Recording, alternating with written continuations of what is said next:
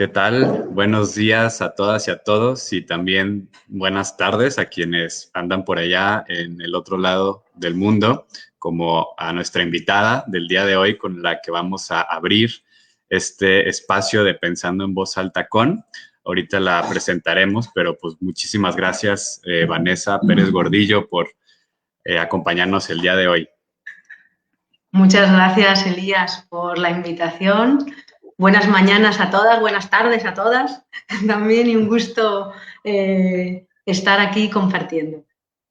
Muchísimas gracias y bueno, pues vamos a dar unos segundos como siempre para estas cosas que ustedes ya saben, técnicas de compartir el video ahí por redes sociales. Y bueno, también les invitamos a que lo puedan hacer. Y nada, pues entonces, antes de poder iniciar un poquito con la conversación con Vanessa, que es lo más importante de la sesión de hoy, y que ya se presente y demás, pues voy a aprovechar que es la primera sesión de este proyecto de Pensando en Voz Alta, pues para hablarles un poquito qué está de por medio, ¿verdad? Y que entiendan de dónde viene este nombre y que tiene un cierto trasfondo. Como, bueno, ya saben, mi nombre es Elías González, acá del blog Amanecer, y hacemos como estos proyectos que ya lleva un proceso, y lanzamos esta nueva iniciativa que se llama Pensando en Voz Alta con, bajo la inspiración de un querido amigo y maestro que, por cierto, estará en el blog la próxima semana, que se llama Pietro Ameglio. Pietro, quienes no lo conocen, pues bueno, es un activista del ámbito de la no violencia, es un gandiano, ha trabajado mucho aquí en México, por supuesto en Uruguay, pero está nacionalizado mexicano. Habita en Cuernavaca y tiene como pues, cercanía con todos estos círculos, por ejemplo, de los maestros en Oaxaca, ¿no? Pero también ha estado en Bosnia, por allá en manifestaciones no violentas. Y pues él forma parte de un colectivo que justamente se llama Pensando en Voz Alta. Y cuando él me platicó de esta noción, a mí me encantó, ¿no? Como esta idea de juntarnos nada más a pensar en voz alta sin la pretensión de presentar una verdad o sin la pretensión de preparar mucho que vamos a decir, sino justamente como hacer el ejercicio de la reflexión, pero en voz alta, sin miedo a equivocarte y también con la posibilidad de, como que tenemos mucha esa noción de que todo lo que pronunciamos ya se queda escrito en piedra, ¿no? Entonces como que el pensamiento no puede evolucionar, no puede transformarse. Entonces esto de cuando escuché el Pensando en Voz Alta a mí me encantó porque justamente pensaba en un conocimiento que se va haciendo en colectivo porque bueno, al menos que uno hable solo o sola, pues se habla normalmente con más personas y entonces como que se va tejiendo algo que no es como para quitarnos responsabilidad de lo que decimos, pero también asumir que pues tampoco estamos como lanzando cosas definitivas, ¿no? Entonces de ahí viene un poquito y a partir de ahí pues quisimos empezar a invitar a algunas personas para pensar en voz alta sobre distintos temas. Y pues nuestra primera invitada, y es un gusto, ¿no? Que nos puedas acompañar en esta primera sesión, pues es Vanessa Pérez Gordillo, que es la autora, ahorita ya nos platicará más, ¿no? De este libro, de la dictadura del coaching, que ustedes ya conocen, aquí en el blog hicimos la reseña. Justo ayer por ahí alguien escribía, oye Elías, deberían hacer un video sobre esto de la espiritualidad holística, de que todo es lo mismo y que al final hay que sentirnos bien. Y les dije, oigan, es que mañana tendremos una charla con alguien que puede brindarnos algo de luces al respecto. Entonces, pues nada, Vanessa, te paso el micrófono para que te presentes a quienes nos están escuchando. Muchas gracias, Elías. Qué bonito esto de pensar en voz alta, ¿no? Y qué bueno que estas ideas que van fluyendo y estos nombres que suenan, ¿no? Como el compañero que dices, y pudieses agarrar este pensando en voz alta con y ahora el espacio se haya multiplicado, ¿no? Y haya varias cosas pensando en voz alta. Es como el espacio en el que yo milito, ¿no? Voces en lucha, que me encanta ver que otras personas hablan de voces en lucha, de sus voces en lucha, ¿no? Porque es una cosa que todas las voces están en lucha, ¿no? Y lo de pensar con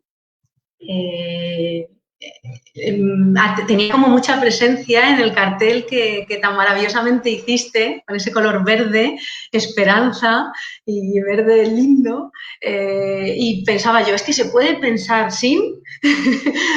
Y es cierto, ¿no? No siempre pensamos con otro, con otra, en comunicación con nuestro entorno, con una idea, con algo que compartimos, que recordamos y eso, ¿no? Entonces estoy encantada de inaugurar, de haber sido invitada a este espacio, inaugurar este Pensando en Voz Alta con, dejándonos fluir, equivocándonos y con las opciones de saber que podemos tener ideas hoy y mañana cambiarlas, ¿no? O sea que ahí estamos abiertos a eso y bueno, a mí me gusta pensar siempre y hablar de manera presencial, ¿no? Esta nueva situación pandémica nos ha acercado mucho a vía online, pero es una cosa muy buena cuando no estás en el sitio, porque vosotros estáis allá en México, entonces me encanta poder conversar, dado que tendría que desplazarnos allá o vosotros desplazaros acá, sería muy, muy complicado eso. Entonces, esta posibilidad que también nos brindan las redes, ¿no? De poder pensar así en alta. Y me decías quién soy. La verdad que siempre definirse es una pregunta que yo suelo hacer cuando entrevisto quién es la persona que entrevistamos. Y sé que es una pregunta muy complicada, ¿no? Porque el quién es a mí siempre me recuerda a Sócrates cuando preguntaba qué son las cosas, ¿no? Es una pregunta muy socrática. ¿Qué soy yo, no? Es un poco, y bueno, en principio pues soy una mujer que empatiza con los dolores y los amores ajenos y que quiere cada día ser mejor que peor, ¿no? Y no olvidarme de la raíz de las cosas, de lo común. Y en ese sentido construir pues colectivamente. He escrito ese libro que acabas de mostrar y formo parte del espacio de comunicación popular Voces en Lucha, que es un transitar por América Latina al Caribe y también los pueblos del Estado español en busca de todas esas voces que están en lucha por la dignidad y la justicia social. Nosotros, nosotras, aportamos ese granito de arena para que esas voces sean visibilizadas y puedan ser socializadas y muestren sus relatos y sus narraciones y sus historias y pues eso, un poco de contrahegemonía, contranarrativa, contrapoder. No, pues muchísimas gracias, Vanessa, por esa, como tú dices, presentación que siempre es difícil por esta noción de la identificación, de la identidad. A mí me gusta mucho pensar como que, bueno, esta identidad al final solo existe en el pizarrón, ¿no? Es el único lugar donde uno es igual a uno, ¿no? Pero fuera del pizarrón hay como, hay más fluidez, hay transformación, ¿no? Entonces, qué difícil es como presentarse a una misma, a uno mismo, pero con estos pequeños como flashazos que nos regalas de lo que has hecho, porque al final también esto del qué hacer, pues nos va de cierta manera también construyendo en el mundo, pues creo que da como una panorama muy bonita a las personas que están escuchando y que da como iniciar nuestra conversación, porque lo que te escucho y justamente que creo que además es un hilo transversal no solamente en tu libro, sino también en lo que haces y al mismo tiempo en lo personal, creo que también es de lo que más me interesa, que hablabas sobre lo común, ¿no? Como este horizonte de lo común que se ha perdido tanto por distintos motivos que podríamos hablar o quizás los motivos sobran, pero que es como un hecho, ¿no? Que no estamos como en un horizonte compartido. Y, y yo como leyendo tu libro, ¿no? En estos temas que tenemos en el blog Amanecer, que tiene que ver con la filosofía, la espiritualidad y todo este asunto, quizás sea como un primer tema que podríamos empezar a pensar en voz alta, ¿no? ¿Qué es eso del común?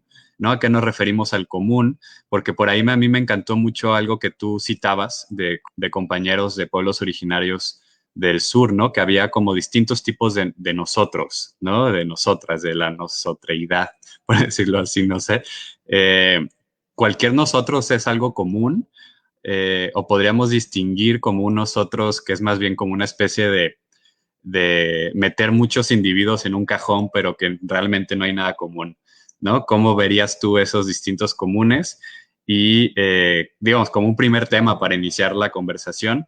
Y aprovecho, por supuesto, para invitarles a todas y a todos quienes están como escuchando esto, que pueden dejarnos sus comentarios, sus dudas, sus quejas y sugerencias también. Los vamos a pasar aquí en vivo, o por lo menos si quieren un saludo, pues también se los regresamos con mucho gusto, ¿no? Entonces, no sé, Vanessa, si este tema te invita a comenzar o tú también puedes lanzar otro y empezamos a fluir, ¿verdad? Sí, está muy bien, Elías. Lo común, yo creo que es lo que nos conecta a todos, a todas, aunque no lo sintamos y lo hayamos olvidado. Es difícil de poner en palabras a veces, cosas difíciles de explicar. Yo recuerdo que una vez escuché, pues, a un cirujano, o sea, esto es un cuentecito, ¿no? Que decía un cirujano que estaba hablando con una persona muy religiosa y le decía, él se manifestaba como ateo, ¿no? Y, y entonces el otro se quedaba sorprendido. Y dice, porque tú no puedes ver a Dios. Entonces, y dice, ¿y tú que eres doctor, cirujano, que has operado muchas cabezas, alguna vez te has encontrado con un pensamiento? Entonces, eso viene a decirnos que hay cosas que podemos sentir, pero que quizás por nuestra bueno, limitación de razonarlo, de expresarlo en palabras, de saber asirlo, es muy difícil, ¿no? Yo creo que con lo común pasa algo parecido, ¿no? Por eso hay que entenderlo como es de lo que participamos todos. Imaginémonos una especie de red en la que todos estamos, un montón de puntitos conectados unos con otros, por muy lejos que estemos, y lo común es el nosotros, o sea, el común es la humanidad con mayúsculas. Luego podemos ir desprendiéndonos de ahí sin desprendernos del todo. Simplemente olvidamos de dónde venimos, cuál es el lugar que por naturaleza nos corresponde, que es estar como de la mano con los otros, con las otras. Y yo creo que eso, el olvido de eso, es lo que llamo en el libro una congoja, ¿no? O la angustia o el vacío que sentimos. Y eso sí lo podemos sentir todas, ¿no? Yo creo que todas las que estén escuchando y las que no también pueden sentir a veces una especie de hueco que no saben por qué se produce. Parece que lo tienen todo o les faltan cosas e intentan dar respuesta buscando esas cosas, pero no se termina de encontrar la satisfacción y es porque han desconectado de lo común. No sé si me estoy acercando, ¿tú qué dirías? ¿Qué aportarías? Me interesa mucho, Elías, también tu visión, porque has hecho una reseña del libro, que explicas el libro mejor que yo, ¿eh? ¿Cómo crees, Vanessa? No, muchísimas gracias por lo que nos dices. Digo, y no es como para hacerle el favor a San Agustín, ¿no? Pero inmediatamente pensé en aquella famosa frase, ¿no? De, si me preguntas qué es el tiempo, no sé, pero si no me lo preguntas, sí sé. Y yo creo que por ahí va esto de lo común. Bueno, es que no es algo que se pueda explicar de una manera teórica, es algo que te atraviesa inclusive en el cuerpo, ¿no? Y que en ese sentido, para mí ha sido importante y cuento un poquito de mi trayectoria, ¿no? Bueno, o sea, de ciertas experiencias que de pronto a mí me ha tocado como de pronto viajar mucho y lo que sea, y me daba cuenta de la importancia del territorio, ¿no? Me he sentido en muchos momentos de mi vida como desarraigado del territorio. Y entonces yo pensaba que como yo tenía una vida más o menos nómada, pues nunca iba yo a poder tener un territorio, ¿no? Como tienen los pueblos, como tienen las comunidades, ¿no? Porque también como que el territorio ciudad, pues como que tiene muy poco a veces de posibilidad de arraigo. No digo que no, pero creo que es más complicado. Y una vez conversando con un compañero de Venezuela, indígena Ñu, él me decía, no, compañero, es que justamente esa idea de que los nómadas no tenemos territorio es como una idea colonial, ¿no? O sea, vinieron de Europa y vieron como que esta gente no tenía como un perímetro cuadrado donde dormía todas las noches, entonces, pues ellos no tienen territorio, ¿no? Pero los pueblos nómadas a lo largo de la historia sí que tenemos territorio, ¿no? Y vamos como tejiendo corazones por donde pasamos, ¿no? Y para mí, en lo personal, eso es como un poco la experiencia de lo común, porque pues si bien sí, digamos, hay un espacio de tierra en el mundo donde he pasado más tiempo, que es el estado de Jalisco, la ciudad de Guadalajara y sus alrededores, pues no tengo el arraigo que tiene una persona de una comunidad. Entonces no tengo como ese común clásico de decir nosotros los guaraníes, nosotros los quechuas, pero cuando he ido viajando y dejando también como mi corazón en varios lugares, me di cuenta de que sí que hay como un común que, que en este sentido el blog Amanecer es como una especie de tratar de cuajarlo, ¿no? Porque todas las personas que han estado participando pues son amigos y amigas que nos hemos topado en algún momento, ¿no? Y eso justamente es lo que me ha llamado también mucho la atención de tu libro, que, que también vas como proponiendo, de hecho el subtítulo es Manifiesto por una educación del yo al nosotros, ¿no? Y entonces recupero como estas pequeñas anécdotas que acabo de compartir, porque siento que hemos sido construidas y construidos como yoes, o como yo, ¿no? Y que sí hay como una especie de viaje de retorno, ¿no? No sé si llamarlo así, cómo te suena, pero que es como algo transversal en tu texto, ¿no? Donde justamente digamos que el común es lo que hemos estado perdiendo y que de cierta manera hay un llamado por regenerarlo, quizás no como una nostalgia, ¿no? Pero sí como como lo que nos hace propiamente ser humanos, ¿no? Que es algo que también me encantó de lo que ponías, ¿no? Hay como unos ciertos como antes, por decirlo así, ¿no? Dentro del cual podemos ser lo que somos y cuando nos salimos de eso, porque se nos infla el ego, se nos infla la mente, se nos infla eh, la pretensión de poder de la conquista del mundo, dejamos de ser seres humanos y por lo tanto dejamos de sentir con otras personas. No sé qué nos puedas platicar justamente de tu texto de como esta construcción del individualismo y todo esto. Yo creo que en el libro lo describo como desarmar al yo. Como, ¿no? El desarme del yo, porque hemos crecido tanto en el yo, en ese ego, por decirlo de alguna manera, que tú hablas, que ahora de lo que se trata es de que se desarme, que se vaya quitando esa armadura de la que se ha visto, con la que se ha respaldado, con la que también ha tenido que proveerse para salir a un mundo despiadado, ¿no? Que de eso podemos hablar, en qué sistema pasan todas estas cosas para enmarcarlo, ¿no? Que es un sistema capitalista que destruye a seres humanos y a la naturaleza. Y frente a esto, claro, se van mezclando muchas cosas. Entonces yo creo que lo llamo el desarme del yo justamente con esta finalidad. Vivimos en unas sociedades en donde crecemos mucho, alimentamos mucho esa yoidad, ¿no? El sálvate tú, crecimiento, a través de crecimientos personales, de terapias de autoayuda, de propias lecturas de las que también nos nutrimos.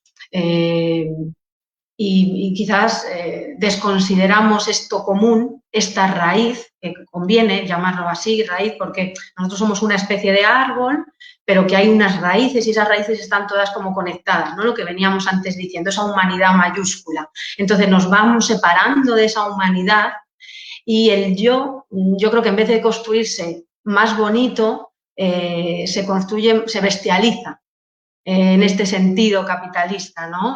Se arma de un montón de cosas que le alejan del otro. Hay dos maneras, decía Maturana y Varela, dos biólogos chilenos, que hay dos maneras de habitar. Una es cooperando y la otra es compitiendo. Si cooperamos entre nosotras, podemos hacer cosas posiblemente más interesantes que si nos ponemos a competir destrozándonos, ¿no? Entonces, si nuestro organismo coopera, posiblemente cuando entre un virus, ahora en tiempos de pandemia hablemos de virus, cuando entre un virus sabrán identificarlo y sabrán, echándose una mano unas células a otras y demás, poder, bueno, decir, oye, no pasas, no nos puedes enfermar y todas nos unimos para combatirlo y conseguimos erradicarlo.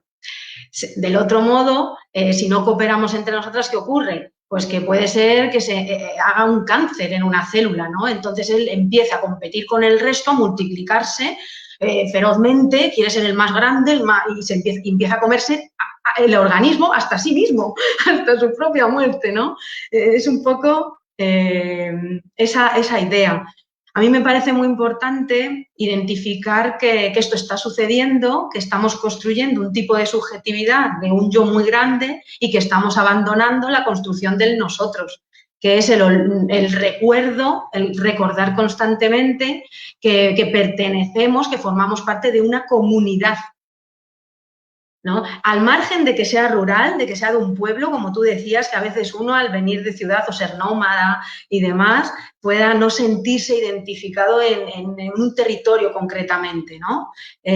No, nosotros podemos encontrar nexos de unión con diferentes pueblos que pertenecen a un territorio, digamos, en guaraní yo también utilizo dos conceptos, el ñandé y el oré. El ñandé es un nosotros que nos incorpora a todos. El oré es un nosotros pequeñito. Estaríamos nosotros, los que nos escuchan, y nosotros que hemos formado hoy a esta hora y estamos acá. Entendemos que eso es más pequeñito, pero nosotros siempre tenemos que ver como un nosotros más grande en donde estamos incluyendo a los demás de tal manera que nos responsabilizamos de las injusticias que pueden habitar también en esos espacios. Porque nosotros vivimos en la injusticia, pero otros seres también, ¿no?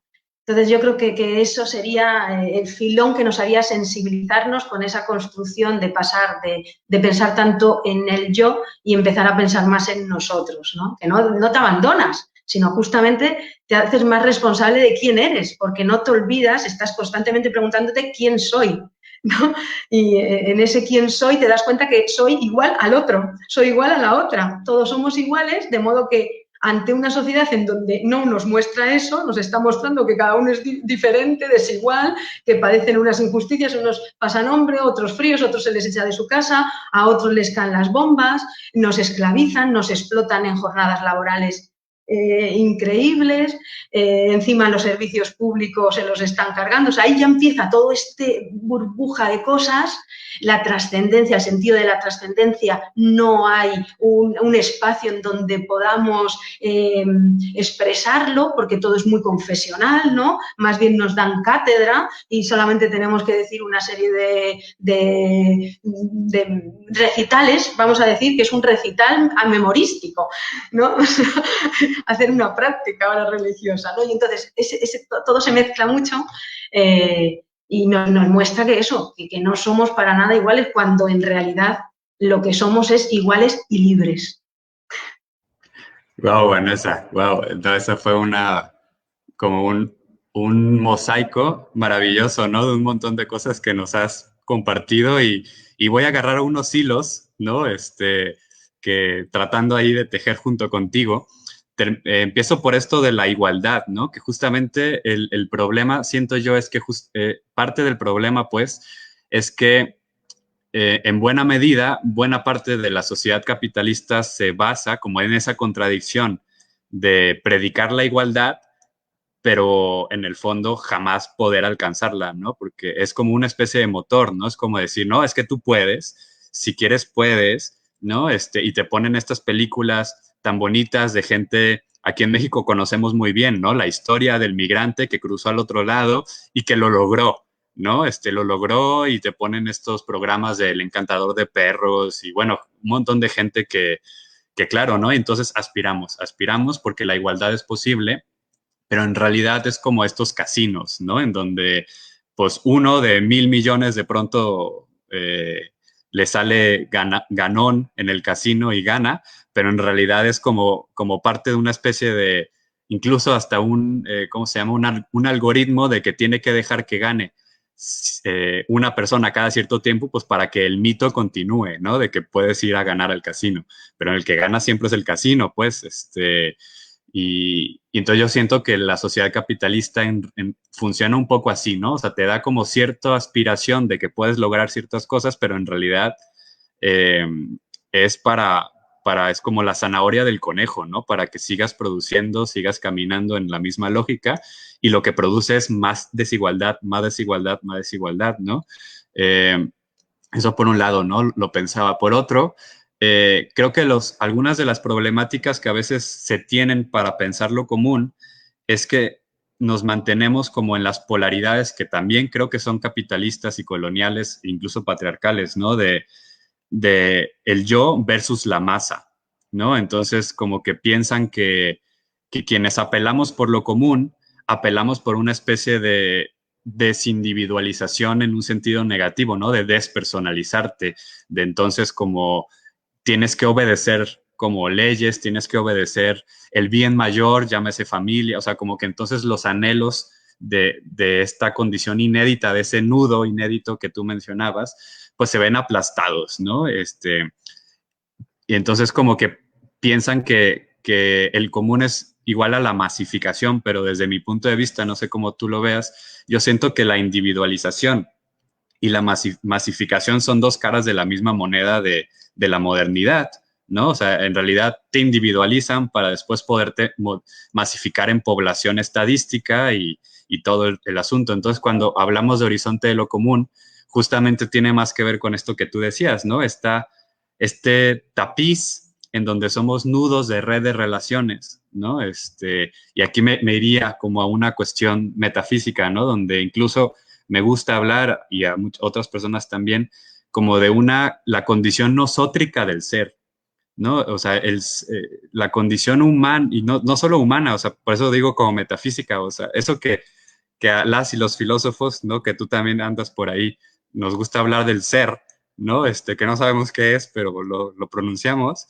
Eh, Sentimos algunas personas que tiene que ver con una nosotreidad, ¿no? Una condición de nosotreidad del ser, lo nosótrico del ser. Entonces, el ser no es como algo inmaculado, inamovible, como estas nociones de que el ser es uno, puro, bello y todo con mayúsculas siempre, ¿no? Verdadero, sino que es más bien como una especie de entramado medio así como de maraña, ¿no? Que se va tejiendo en las relaciones, ¿no? Y eso era un poco lo que ponía por ahí, como lo que me detona estas reflexiones que tú nos compartes y que creo que podría como darnos pie a algo que sabemos que es polémico, pero que al mismo tiempo es algo que compartimos tú y yo y que por supuesto que no podíamos dejar de traerlo a esta conversación, que es uno, como tu crítica al coaching y a todo el horizonte del coaching, que es como parte de esta estrategia que estamos denunciando, ¿no? De la individualización, pero también masificación. Y por otro lado, eso sería como un extra, que pudiéramos hablar un poquito de como el papel de la espiritualidad en esto, ¿no? Que creo que es un tema que nos interesa. Entonces, lo lanzo por ahí si quieres comentar de todo esto que he dicho y estas preguntas. Wow. Yo, claro, quiero llegar a la parte de la espiritualidad, pero hay que empezar por las otras cosas. Es que lo has dicho muy bien, ¿no? Eso, esa parte, ese mosaico a donde nos desplaza esa masa y como que la identifican en nosotros la masa, no justamente lo que tú dices, las dos caras de la misma moneda, la individualización y la masificación, o sea, nada que ver, claro, o sea, lo de la obediencia. También es un concepto además muy interesante que esto da para una reflexión larga y de como muchos compartires. También las personas que están escuchando, ¿qué piensan de esto, de la obediencia, ¿no? ¿Obedecer es bueno? ¿No es bueno? Porque no, nos hace mejor, nos hace peor. Tenemos que hacerlo. ¿Con eso estamos perdiendo parte de quienes somos o no? Porque hay yo creo que justamente formar parte de ese ser, de esa notro, de la visión del nosotros, justamente no pierdes ninguna de tus colores, de los colores que forman parte de la persona que eres y la persona en la que te estás convirtiendo, porque no olvidemos que constantemente estamos haciéndonos, ¿no? Y es lo maravilloso y lo bonito, y estamos conociendo nuevas personas y eso nos enriquece en muchísimos aspectos, posiblemente da respuesta a dudas que estábamos teniendo, preguntas que nos estábamos haciendo y así. Entonces, obedecer a la autoridad, a la mala autoridad y a un dictador, por ejemplo, eso es masificarse, claro, porque y lo hablaba el psicólogo Stanley, tan denostado por sus experimentos, porque la verdad que eran heavies, ¿no? Que uno veía que las personas podían llegar a hacer cosas cuando la autoridad se lo ordenaba, cosas que sabía que incluso iban a producir mal, ¿no? En descargas eléctricas, por ejemplo, ¿no? Había un investigador con un alumno que estaban, de alguna manera se habían puesto de acuerdo y venía una persona a la que contrataban y esta persona era el conejillo de Indias, con él querían experimentar, ¿no? Él pensaba que estaba dando descargas eléctricas y no las estaba dando, pero ante los errores del alumno, pues el investigador le decía que tenía que hacer eso, ¿no? Y muchas personas se retiraron cuando vieron, o sea, que no podían subir de determinadas descargas porque no iban a obedecer. Ellos mismos se rebelaron contra la injusticia que suponía que una autoridad les mandase algo. Pero muchas otras personas sí que lo hicieron. Esto sorprendió. Y esto pasa en la sociedad y no solamente con la capacidad de obedecer, sino también la capacidad de conformarse, el conformismo, ¿no? El paradigma del conformismo. También el conformismo social. Marcos Reutemann hace un libro de pensamiento sistémico que habla justamente de este tema, ¿no? El sociólogo chileno que habita por estas tierras. Y entonces esos dos conceptos, parece que no, el conformarnos y el obedecer, el autoritarismo, por decirlo de alguna manera, genera bueno, un tipo de subjetividad muy permisiva, muy maleable, y es la subjetividad que decimos neoliberal, por ponerle un nombrecillo, ¿no? Y yo creo que es a lo que tú te refieres como masa, como esa capacidad. Entonces, dentro de esa masa, estas personas, bueno, todos en realidad tenemos que escapar un poco a todo eso, porque a todos las opiniones que vienen de o sea, imagínate que estamos en un grupo y todo el grupo opina diferente, pues tú, con tal de no llamar mucho la atención, pues opinas como el grupo, ¿no?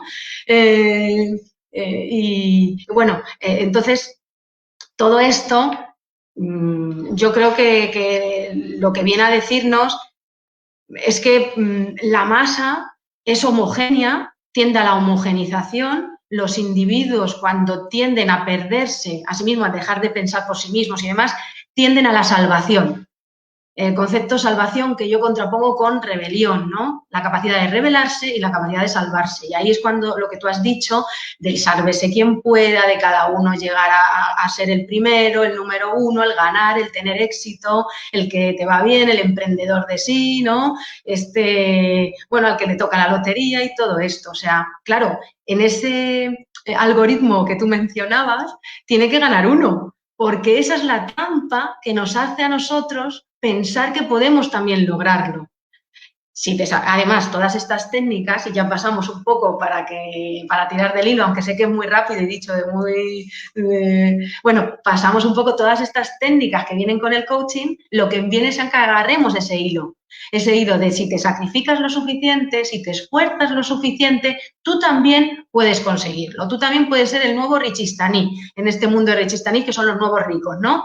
Esta gente que se ha sacrificado mucho y que ha conseguido, bueno, pues ir a trabajar en avión y tener un yate para el fin de semana y este tipo de barbaridades, ¿no? Un retrete con piel de lagarto, bueno, unas locuras que para qué. Entonces, algunas personas pueden caer en ese encantamiento y si no llegan a ser richistaníes, bueno, pues al menos moverse mejor, ¿no? Que peor en todo eso. Y en eso, lógicamente, cuando uno compite, pues lo que hemos contado del cáncer, cuando una célula crece, crece, crece, crece en el propio organismo, le está quitando espacio a otras células. Lo que tenemos que ver es que aquí la acumulación en este mundo implica que otros están viviendo mucha escasez. Porque, claro, hay una limitación del contenido, el mundo, ¿no? Es una cosa, pues como el cuerpo, ¿no? Tiene una forma. Entonces, eso yo creo que tenemos que ser muy conscientes. Y estas técnicas, muchas personas se agarran a ellas porque les ayudan a conseguir sus objetivos y a lograr sus sueños. El problema es qué sueños tenemos, con qué soñamos. Hay gente que sueña con la transformación del mundo, con hacer la revolución, con la transformación, o sea, en el sentido, la revolución a veces suena, pero lo que queremos es un mundo en donde todas podamos comer, soñar, jugar con nuestros hijos, pasear con nuestras amistades, abrazar a nuestros padres, sembrar la tierra, hablar en nuestras lenguas. Eso es lo que quiere el mundo. O sea, si no queremos orar a nuestros dioses, no queremos cosas extrañas. Empiezan a ser extrañas cuando aparte de se mezcla con la acumulación de riquezas, ¿no? Cuando queremos atesorar, cuando no nos conformamos, todo eso, y decidimos pues salvarnos a nosotros mismos y mirar hacia otro lado ante las injusticias. Esto significa pues el fracaso de la humanidad, a mi modo de ver. La humanidad tiene una responsabilidad grande, que es hacer de nosotros, o sea, algo mejor de lo que somos, o sea, por decirlo de una manera muy sencilla. O sea, si nosotros estamos en este punto, podemos tirar hacia este camino, que es ganar humanidad, o podemos tirar hacia este otro, que es perder humanidad. Yo creo que es que vamos a marcha forzada perdiendo humanidad. Eso se llama la bestialización del carácter, ¿no? Cada vez, por mucho que nos hablen de emociones y de todas estas cosas, en realidad es una falsa apariencia porque nos estamos haciendo mucho más insensibles a todo. Y perdona, Elías, porque no estoy contestando lo del coaching y todas estas técnicas, pero mira, te paso el micro, vuelves a hacer la pregunta y yo vuelvo a contestar. Así tú compartes. No te preocupes, Vanessa, pues eso se trata y creo que al final estamos abordando todos los temas y como tú dices también o como lo has dejado entrever, pues ojalá que este sea la primera de otras tantas conversaciones que podamos entablar, ¿no? Y no quedarnos, digamos, ahora sí como querernos comer todo el pastel de un bocado. Fíjate de lo que te escuchaba, me resuena mucho como dos cosas que quería comentar. Uno, el tema de la obediencia, que es uno que además abordas en el libro de una manera como muy, muy elocuente. Y comparto la siguiente anécdota, ¿no? Un día una compañera teóloga feminista del Perú nos decía, a nosotras la realidad nos pone la agenda, ¿no? Yo eso lo leo como justamente que tú recuperas, ¿no? El mandar obedeciendo de, de las y los compas zapatistas, ¿no? El, el obedecer a la realidad, yo lo interpreto como el responder a la realidad histórica, ¿no? A la realidad que está aconteciendo, la realidad social, política, comunal, ¿no? Es como una especie de que más que una obediencia, o sea, sí es una obediencia en el sentido de una respuesta, ¿no? El estar implicadas e implicados con esa realidad, pues te moviliza, ¿no? A tratar de responder, ¿no? Desde allí. Eso fue como lo que yo como que rescataba también de esta posibilidad de entender la obediencia en otros términos, ¿no? Positivos, por decirlo así, ¿no? O emancipatorios.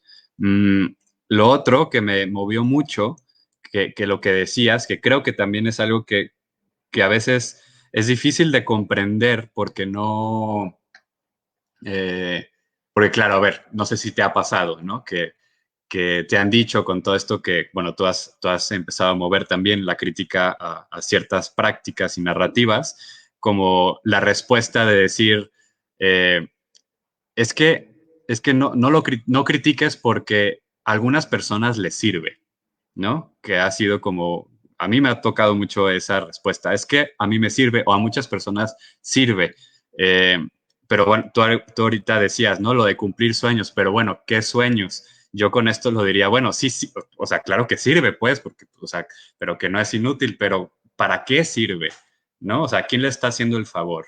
Y creo que esa es muchas veces la pregunta incómoda, ¿no? Que no se hace o que inclusive es políticamente incorrecto hacer, ¿no? Porque te estás metiendo, o sea, supuestamente con algo que, y claro, también yo siento que una cosa es lanzar una crítica a la narrativa, a la construcción que está de fondo, y una cosa es criticar, digamos, ya a una persona. Creo que son cosas diferentes, ¿no? Yo en lo personal, pues no, o sea, esta crítica, y cuando aquí abordamos ciertas críticas en Amanecer a ciertas prácticas o ciertas narrativas de la espiritualidad, no queremos, ¿no? Lanzar un juicio ni un ataque a nadie en particular, sino a una narrativa, ¿no? A una construcción que va encaminándose, ¿no? Y que es como para abrir el tema al debate, que por otro lado, pues tiene que ver con esto que también nos hace humanos, ¿no? La posibilidad de disentir, de dialogar, de construir cosas. Es decir, creo que el ser humano, y bueno, creo que esta es una nota antropológica que se concluye de lo que tú decías, en tanto que podemos tomar esta vía de la humanización o la vía de la bestialización, es que justamente no estamos terminadas y terminados, pues, o sea, no estamos así como el ángel que ya está así como tas, ¿no? Sino que justamente algo tenemos que hacer con esta existencia, tenemos que responder a las realidades en las que estamos inmersas e inmersos, ¿no? Y entonces, justamente por eso se vale la discusión, se vale la diferencia de proyectos, ¿no? Y es como el ámbito de, de lo que, las pocas cosas que yo recupero de una noción positiva, o sea, de una noción de lo que le podríamos llamar una democracia radical, ¿no? O sea, no la democracia representativa de arriba, sino justamente como el anhelo democrático de decir, vamos a pensar bien el asunto, vamos a discutir, vamos a crear como otros mundos, ¿no? Eso es un poquito lo que yo como que reflexionaba a partir de lo que tú decías. Ahora te paso el micrófono para el espejeo, pero aprovecho, obviamente, para compartir. Por acá nos dice Manuel Ruelas. Allí hay una paradoja. La comunidad no piensa, solo la persona piensa y tiene una relación con su conciencia de manera inescapable. Gracias al cielo puedo salir de ciertas comunidades, pero ¿puedo salir de mi conciencia? ¿Puedo revelarme ante ella?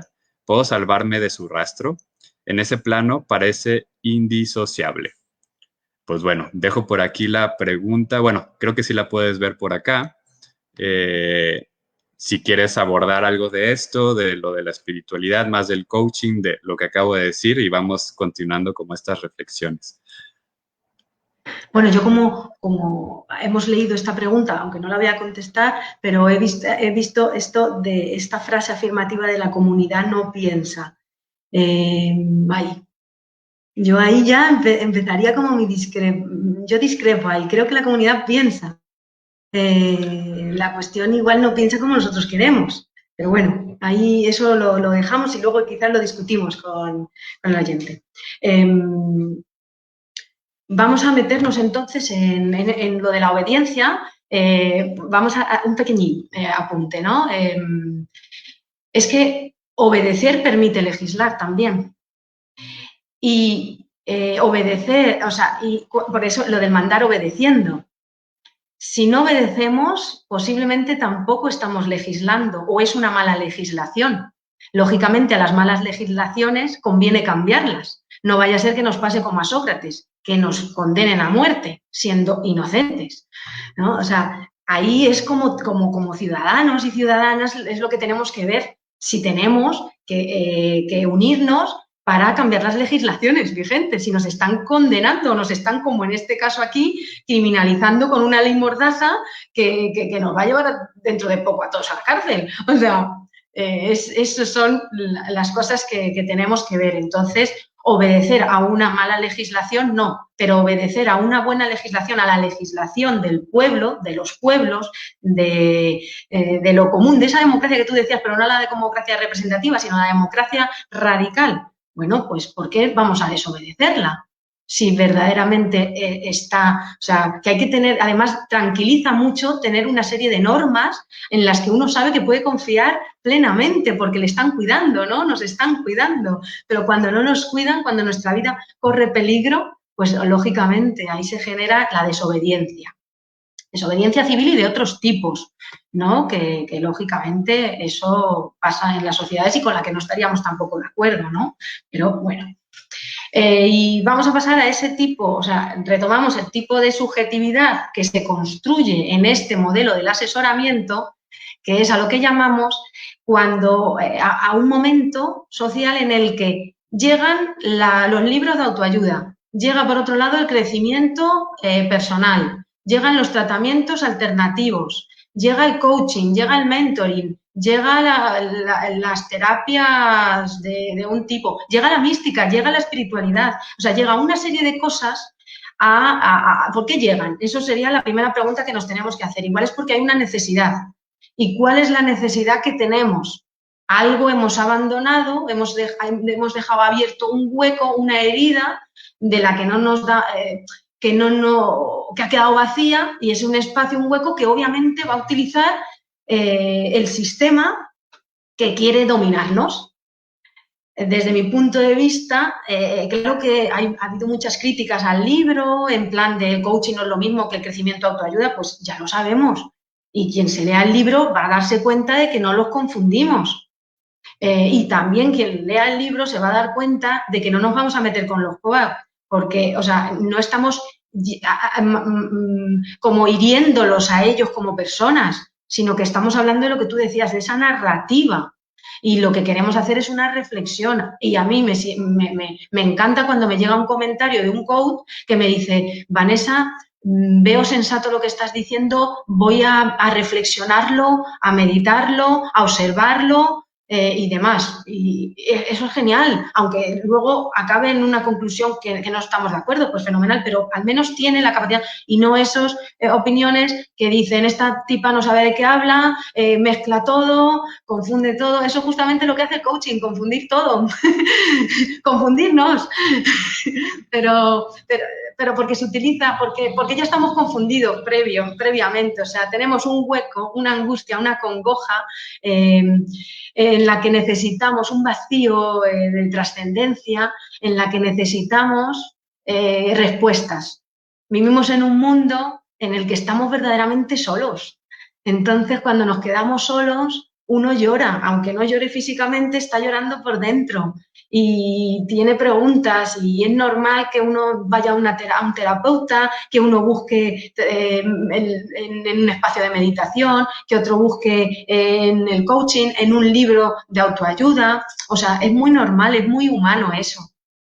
O sea, porque no hay otro, o sea, no se ha generado otra corriente cultural que nos responsabilice de esto, salvo el aceptar que tenemos que articularnos entre nosotras, organizarnos y empezar a generar otra cosa, ¿vale?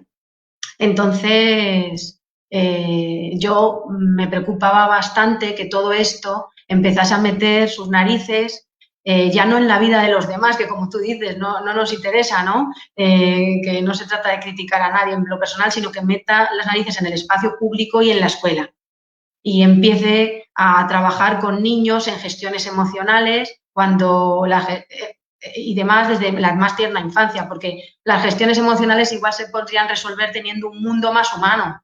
No necesitamos resolver una ansiedad o una hiperactividad a un niño de 3, 4 años o un llanto desmedido o una frustración terrible, porque claro, los tienes, estos casos se dan, son reales, es cierto, pero tenemos que ver la raíz otra vez, de dónde vienen las cosas, ¿no? Y entonces en la escuela, pues aparte de trabajar con los niños, trabajan con los profesores y los profesores ya básicamente, en vez de dotar de las herramientas necesarias a los alumnos para generar los mecanismos en donde puedan pensar por sí mismos, ¿vale? No por sí solos, por sí mismos, pues al final se convierten no en escuelas de enseñanza, sino en escuelas de entrenamiento. Por eso el coaching en especial me parece una técnica muy, muy peligrosa en general, en la sociedad en general, ¿no? Porque se quiere hacer cultura global, pero en la escuela de manera profunda porque amenaza con hacer de nosotros capital humano, empresas de sí y mano de obra para las empresas. Autoesclavos felices, como dirían mis colegas de Escuela o Barbarie. Enrique, Olga y Carlos. Sí. Oye, buenísimo. Gracias, Vanessa. De lo que te escucho, voy a hacer el siguiente ejercicio de pensar en voz alta, porque a veces yo lo entiendo así. Y va otra anécdota. Cuando pude estar en España, pude estar en un congreso de mística y mindfulness. Y un doctor, un psiquiatra muy reconocido, que en este momento no recuerdo el nombre, bueno, reconocido en el ámbito español, claro, ante las críticas que recibió en el Congreso, porque por supuesto, ¿no? Existía esta polaridad y existía quienes estaban ya incómodos a priori con el título, ¿no? Mística y Mindfulness. Él decía, bueno, es que tienen que entender que las prácticas o las experiencias espirituales, digamos, de la premodernidad, o sea, llámese el budismo, el cristianismo, o sea, de estas, lo que le llaman las religiones y demás, no están enfocadas, o es decir, no es su objetivo primordial, no es que quitar neurosis a las personas, ¿no? Por decirle así, ¿no? Él decía, es que yo uso el mindfulness, pues porque mi único objetivo es que las personas él trabajaba con personas terminales en hospitales, puedan morir con menos dolor. Ese es mi único objetivo. Yo no quiero que se iluminen, yo no sé nada de eso, ¿no? Yo simplemente quiero que en el momento y los momentos previos de su muerte tengan menos dolor. Y eso, pues, físicamente ayuda a saber respirar bien y tener una mente más calmada y lo que quieras, ¿no? Vale. Entonces, o sea, con esta anécdota a donde quiero ir es que a ver qué te parece, ¿no? Si estás de acuerdo o no. También no digo que esto sea ya definitivo en mi idea, pero siento yo que justamente este tipo de narrativas, como el coaching, la autoayuda y todo eso, pues son, digamos, fenómenos que surgen dentro de la cultura dominante para solventar justamente los dolores y los males de la cultura dominante. Y en ese sentido son útiles tanto cuanto quieras continuar allí, ¿no? O sea, yo creo que cada cultura crea sus propios dinamismos como para irse equilibrando, ¿no? Es como la noción de los derechos humanos, ¿no? Habemos quienes no somos grandes partidarios de la noción de derechos humanos, pero entendemos que justamente son herramientas dentro de la cultura dominante que son para la lucha dentro de la cultura dominante, ¿no? Entonces, tienen como un sentido, y entonces yo digo lo mismo de estas prácticas, ¿no? O sea, son como productos de la propia cultura dominante para equilibrar y solventar y poder funcionar en sí misma, ¿no? Pero ¿qué pasa cuando justamente lo que queremos es no vivir en esa cultura, ¿no? Con lo que queremos es justamente la contracultura que tú mencionabas, cuando queremos, no sé si salirnos o queremos recuperar esta otra visión que tenemos de lo que es el ser humano y lo que es la vida en este planeta, ¿no? Ya sea inspirados e inspiradas en experiencias personales, comunitarias, de amistad o lo que sea, ¿no? Ahí, desde mi experiencia, justamente es que estas prácticas lo que hacen es que fortalecen el tipo de subjetividad que necesita el sistema para hacerla más funcional y que efectivamente puede ser más feliz, ¿no? En ese sentido, puede sufrir menos, pero pues sabemos quiénes, pues más bien queremos asumir un poquito el sufrimiento que implica el vivir en un sistema que produce sufrimiento para poder sentirlo en el cuerpo y decir, pues justamente lo que quiero es salirme de esa cosa, ¿no? Y salirme junto con otras y otros y en ese sentido necesitaría otras narrativas espirituales y otras nociones, y aquí vuelvo un poquito a estas temáticas, podemos extendernos, no hay problema, con el tiempo, ahora sí como el corazón lo sienta, de la dificultad de la palabra, ¿no? Espiritualidad, mística, ¿no? Que significaban una cosa, que ahora significan otra, y que quienes queremos justamente nombrar de otra manera nuestras prácticas espirituales y místicas, no encontramos una mejor palabra, ¿no? Porque nos falta creatividad, quizás. Pero bueno, lanzo todo esto, perdóname. No, es genial, lo has dicho muy bien en muy poco tiempo. Yo creo que sí que estas herramientas son herramientas del neoliberalismo. Quien quiere vivir en este sistema, quien está a gusto, quien lo ve adecuado, pues le sirven, son útiles. Son útiles relativamente también. El poder de la sugestión del ser humano es infinito y ocurre, eso está demostrado científicamente. O sea, el inmenso poder que podemos tener. A mí, por ejemplo, voy a contar un poquito de mi caso personal, ¿no? Sí, porque tiene que ver con la visión. Cada uno tenemos que ver qué visión del mundo tenemos, ¿no? O sea, hacia dónde palpitamos, cuál es hacia dónde mira nuestro ser, ¿no? ¿Qué busca? Y bueno, yo estudié filosofía justamente quizás por un interés, ¿no? De conversar, de hacer del mundo, de no importarme tanto la rentabilidad del mundo, ¿no? Como el existir. Si estamos aquí, tendremos que tener sentido, no tanto tendremos que preocuparnos de lo que ganamos cuando terminemos la carrera, de a qué nos vamos a dedicar, sino de formarnos a nosotros primero, de conocer, de saber dónde habito, porque claro, cuando uno es pequeño no sabe ni dónde habita en realidad, ¿no? Ni lo grande, ni las dimensiones del mundo, ni los problemas que puede haber en ello, ni las discusiones, ni nada. Entonces, bueno, pues yo estudié eso buscando algo. Y luego, cuando uno se mete en la universidad, uno sabe que la universidad vuelve a ser pues, como muy cuadriculado todo, ¿no? Y pensé, pues yo cuando salga de la universidad será cuando empiece a saber un poco, porque aquí, pues bueno, he encontrado las herramientas sobre todo para ir a buscar, ¿no? Y poder hacerme preguntas y eso es muy bueno, eso es por lo que tenemos que pugnar, ¿no? Porque haya una educación de calidad que nos permita, pues, investigar y si tenemos preguntas, seguir investigando y cuestionándonos, ¿no? Bueno, en esas conocí un espacio de crecimiento personal, ¿no? Empecé a leer pues, libros pues, desde el Siddhartha de Germán Hesse ya durante la carrera, ¿no? Hasta empecé a descubrir a Paulo Coelho y otros y demás, otros libros, en donde sí que apuntaban a que el secreto estaba en uno, ¿no?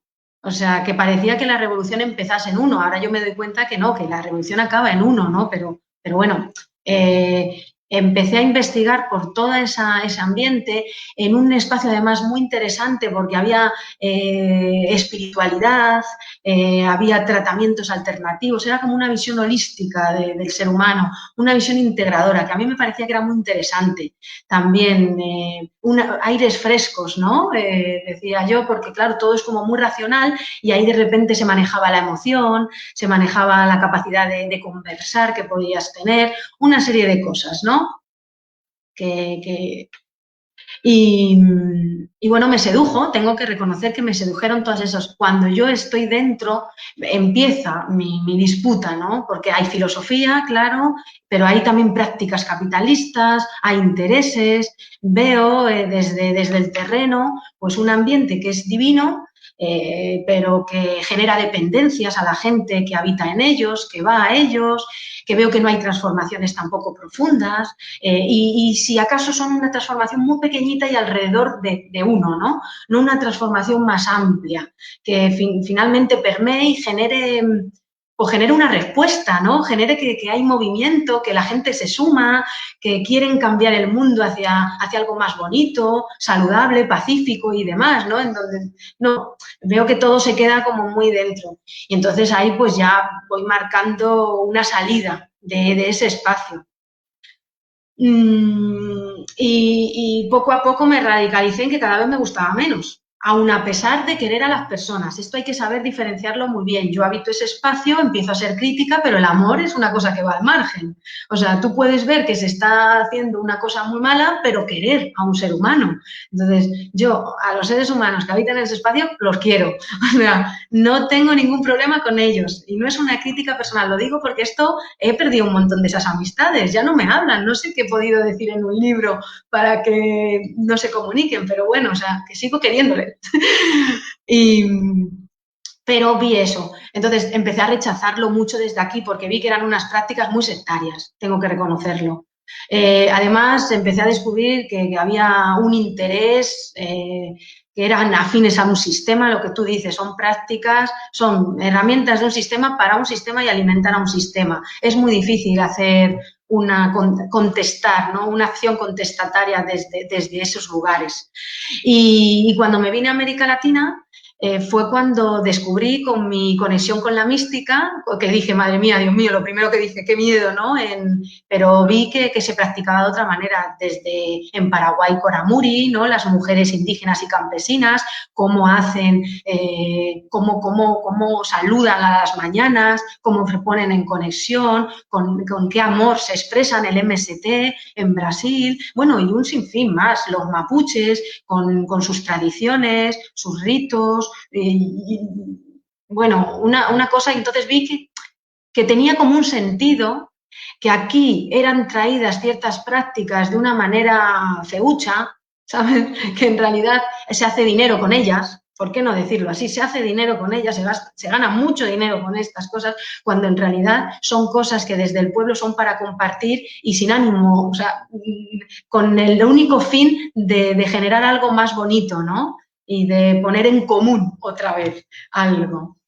Y entonces ahí volví a conectar, porque allá conserváis, y es por lo que yo sí que creo que tenéis muchas luces, esa tierra que está allá, irradia muchas luces, tiene unos hilos geniales, se puede tejer. Y tengo mucha esperanza, por supuesto que tengo mucha esperanza y no dejo de soñar, pero desde esas tierras, porque aquí en Europa no veo posibilidad de hacer la revolución, siempre lo digo, ¿no? O sea, porque se ha mezclado todo demasiado. No encuentras espacios en donde no se mezcle y se confundan muchas cosas. También porque aquí el sistema pues, ha calado muy hondo y profundamente. Y bueno, contando un poquito esta experiencia, lo que vengo a decir es que entiendo el enfado que pueden sentir los místicos, los espiritualistas, cuando toman sus nombres para hacer verdaderas barbaridades. Y yo, Elías, lo que me sorprendió de vuestro blog, ¿no? Amanecer, es el hecho de, bueno, una capacidad de entender la espiritualidad de un modo en el que sigue habiendo un intento de transformación social. Muchísimas gracias, Vanessa. Sí, pues eso es pues un horizonte que buscamos, ¿verdad? En nuestra diversidad, acá en el blog Amanecer, que tiene su historia, que por ahí ya te la he contado un poquito y también a los otros que nos están escuchando, que les agradecemos muchísimo que estén por acá también y que todavía pueden mandar saludos y demás. Me encantó escuchar de nuevo, ahora con tu propia voz, ¿no? Tu recorrido y tu proceso vivencial, personal, después de haber leído el libro, ahora escucharte, te digo, a viva voz, ahora sí que pensar en voz alta y voces en lucha, ¿no? No había, cuando lo dijiste al inicio, ¿no? Dije, oye, es que es verdad, ¿no? Son como un complemento bien, bien hermoso, ¿no? El pensar en voz alta, yo diría como para crear esas voces en lucha, ¿no? O sea, no el pensamiento. Y aquí te comparto una frase que a mí me ha movido mucho y que ahorita estoy junto con un compañero tratando de reflexionar y escribir algo al respecto.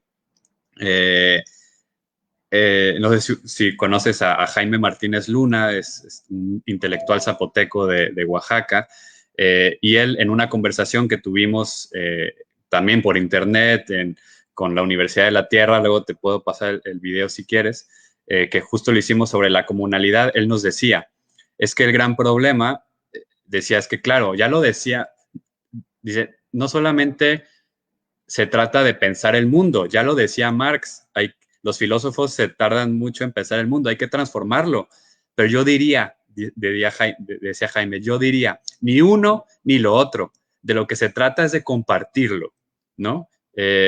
Y justamente ahí lo que queremos como expresar, o lo que quiero expresar con esto es como esa resonancia con lo que estás diciendo, ¿no? Es no solamente estamos pensando, ¿no? Queremos transformar cosas, pero no hacer la transformación por la pura transformación. Queremos un mundo donde quepan muchos mundos, dirían las y los compas, pero también, o sea, ¿y qué es eso? Bueno, un mundo que podamos compartir, porque el hecho es que justamente el mundo actual es incompartible, no sé si esa palabra exista, ¿no? Pero no se puede compartir. Se queda corto, ¿no? Porque hay tanta acumulación que de pronto ya no hay nada que compartir.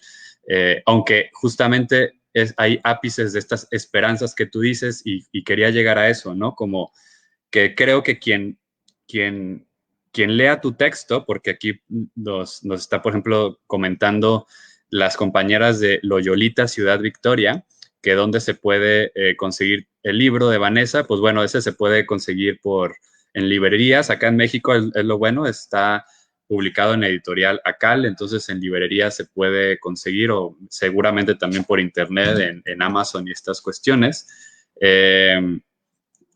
Saludos desde Zacatecas, nos dice María Hernández, gracias por saludarnos. Y bueno, a los Yolitas, pues te digo, hablando ahora sí en terminología mexicana, no sé si allá en Ciudad Victoria qué librerías haya, desconozco, pero seguramente se puede, lo podemos platicar. Eh, de que se consigue en México, se consigue fácilmente. Pero lo que iba es que una peculiaridad de tu libro, y que creo que es una peculiaridad tuya también, es esa posibilidad que tú tienes de pensar al mismo tiempo desde Europa, particularmente España, y desde América Latina, ¿no? Por tu experiencia personal.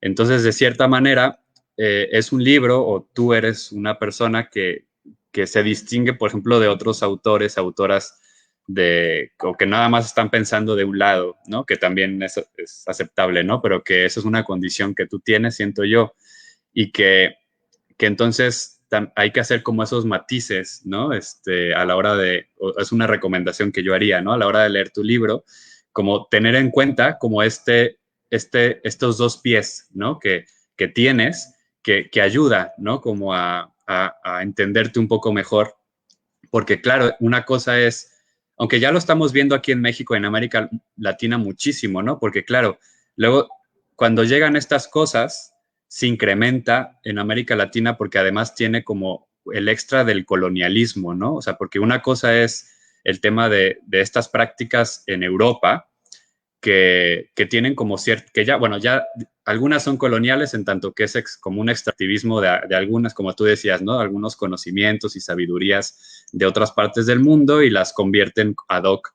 a lo que quieren, ya desde allí. Pero ya cuando llegan acá, como en una especie de triple versión, de una tercera versión, y se empiezan a crear estos centros, también han funcionado muchísimo para desarticular procesos sociales, ¿no? En donde esta narrativa del piensa primero por ti, que tú estés bien es lo que importa, pues en pueblos y en comunidades y en barrios, pues es como justamente la tarjeta de presentación más adecuada para comenzar a desarticular procesos de organización, ¿no? Donde ahí yo respondería un poquito, no, tampoco respondería, pero comentaría a esto de la comunidad no piensa. Yo digo, es que sí piensa, y piensa desde ahí, ¿no? Piensa desde estos dolores comunes, de estas cuestiones comunes que hay, que hay un sentir, hay a veces mis amigos y amigas de Chile dicen, es que ustedes los mexicanos, mexicanas tienen una palabra muy bonita que es cuando dicen me late, ¿no? Me late. Pues yo creo que sí hay un latir comunitario, ¿no? Que quizás dejaría de entredicho si la comunidad piensa o no piensa, pero por lo menos sí siente, ¿no? En común, ¿no? Entonces yo sí creo que hay un latir comunitario, ¿no? Que no es homogéneo, pero que sí hay un latir y que es justamente lo que a veces estas prácticas llegan y desarticulan, ¿no? Muchísimo. No sé cómo veas, por ejemplo, estas nociones. Sí, totalmente. Y ese es el problema, ¿no? La gravedad está en la desarticulación, en que esto viene a individualizarnos, a atomizarnos, a cada uno meternos en nuestra casita y ahí apañarnos, ¿no? Hay en lugares en donde estas técnicas nunca van a tener sentido, porque hay en lugares en donde la gente no se puede meter en sus casitas. Nada más le queda la articulación. Y ahí está la fuerza, ahí está la fortaleza. Yo creo que conviene, para situarse como en qué es lo que está pasando, es no ignorar, no apartar la mirada de las injusticias. O sea, yo creo que eso nadie en el planeta sería capaz de negar, que habitamos un mundo lleno de injusticias.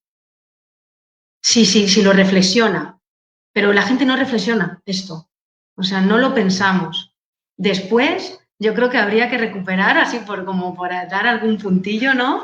Higienizar la palabra obediencia, a ese mandar obedeciendo, también, y ahí es la conexión que veo también con Kant, ¿no? Con el reino de los fines, ¿no? Es el legislar, el obedecer, el haz de tus acciones, que sean máximas de una ley universal, o sea, no quieras para ti lo que no quieras para el otro, ¿no? Dicho de una manera más popular. Entonces, cada uno, en diferentes temporalidades, ha pensado desde su paradigma, por supuesto, desde su lugar en el mundo, y que muchas cosas son muy mejorables, podrán ser criticadas, pero tenemos que quedarnos con esos puntos que emanan de lo común, de ese lugar en que todos estamos conectados y que vamos olvidando, y traerlos, unirlos, vincularlos, y eso puede ser el sentido de la espiritualidad, ¿eh?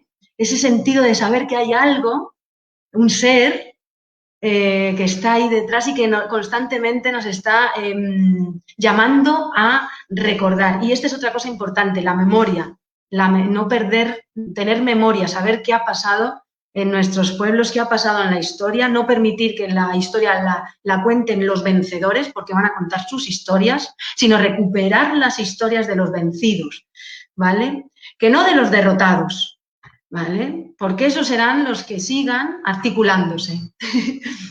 Y bueno, la defensa y el fortalecimiento de los espacios públicos. También me parece importante recordarlo, y creo que tiene mucho que ver con el cuidado, con el amor y con el latido, ese que mencionabas tú. Por el momento, es yo creo que donde lo que deberíamos un poco cuidar, ¿no? Porque estamos perdiendo, y a marchas forzadas, la capacidad bueno, como decía, de compartir este mundo, por no decir transformar, que me parece bien. Hay que transformarlo, ¿eh? Yo sí que lo creo, pero la transformación consiste en compartirlo, entonces me gusta también mucho, porque efectivamente es compartirlo, porque lo que queremos hacer es que quepan muchos mundos, y bueno, eso. Muchísimas gracias, Vanessa.